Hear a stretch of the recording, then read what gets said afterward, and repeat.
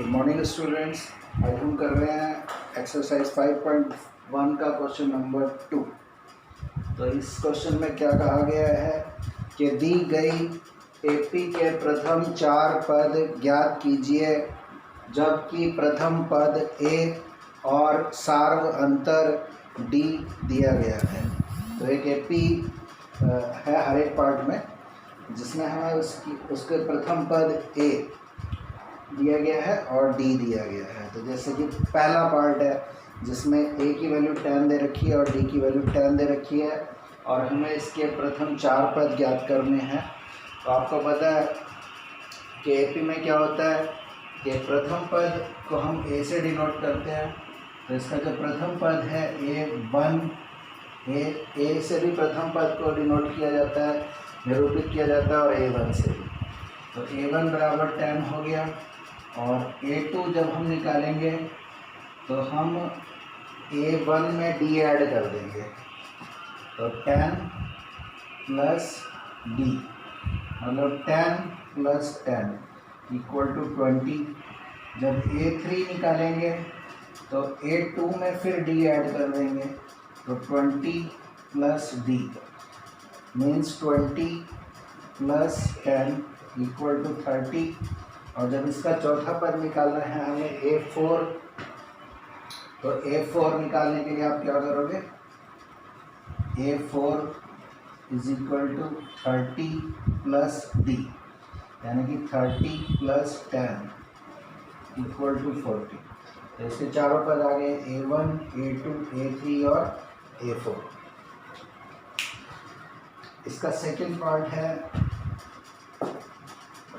Note कर लिया होगा आप लोगों ने।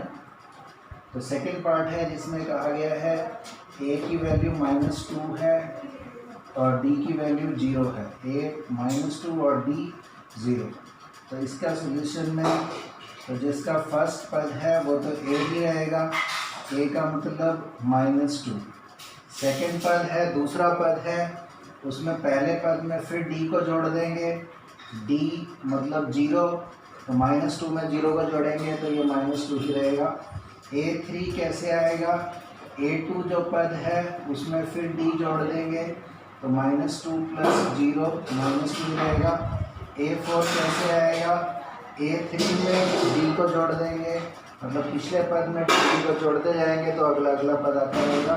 तो -2 प्लस D मतलब -2 प्लस 0 यानी कि -2। थर्ड पार्ट है a की वैल्यू 4 है, d की वैल्यू -2 है। तो पहला पद है A1 वो तो a ही रहेगा यानी कि 4। A2 कैसे निकालेंगे, A1 में d को जोड़ देंगे तो A1 हमारे पास 4 है और d है -3। तो ये हो गया 4 प्लस इंटू माइनस -3 तो 4 - 3 इज 1।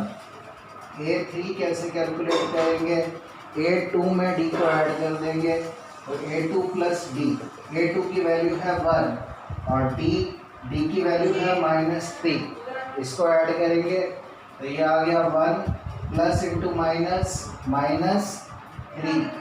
अब यहाँ पे दो टर्में हैं, दोनों के चिन्ह अलग अलग हैं। जब दोनों के चिन्ह अलग अलग हों तो आपको पता है कि हमेशा माइनस किया जाता है। तो 3 में से 1 माइनस करेंगे तो हमारे पास 2 आएगा और चिन्ह वो लगाएंगे जो बड़ी रकम का हो यानी कि माइनस का हो। तो ये आ गया -2। सिमिलरली अगर हमें A4 कैलकुलेट करना है तो वो कैसे आएगा, A3 में D को ऐड करके और A3 की वैल्यू आपके पास आ गई है -2 और इसमें D को ऐड कर देंगे तो D है -3। तो ये हमारे पास बन गया -2 प्लस इंटू माइनस -3। अब देखो यहाँ पर दोनों के चिन्ह एक जैसे हैं, तो जब भी चिन्ह एक जैसे होंगे तो हम इनको जोड़ देते हैं यानी कि 2 और 3 को जोड़ देंगे, 2 और 3 मिलकर हो गए 5 और इसके आगे चिन्ह फिर वही लगाएंगे जो बड़ी रकम का है। तो बड़ी रकम 3 है, 3 के आगे माइनस का चिन्ह है तो ये आ जाएगा -5।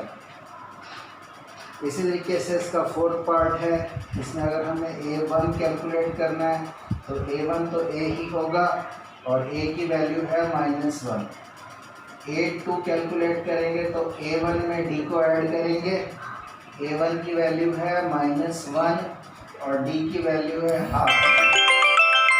तो माइनस के 1 प्लस के हाफ, इसके नीचे कुछ नहीं है तो आप 1 लिख सकते हैं। तो यहाँ पर हमें 1 और 2 का एलसीएम लघुत्तम लेना पड़ेगा। 2 को 1 से डिवाइड करेंगे तो 2, और उस 2 को -1 से मल्टीप्लाई करेंगे ऊपर -2, और प्लस 2 को 2 से डिवाइड करेंगे 1 को 1 से मल्टीप्लाई करेंगे 1।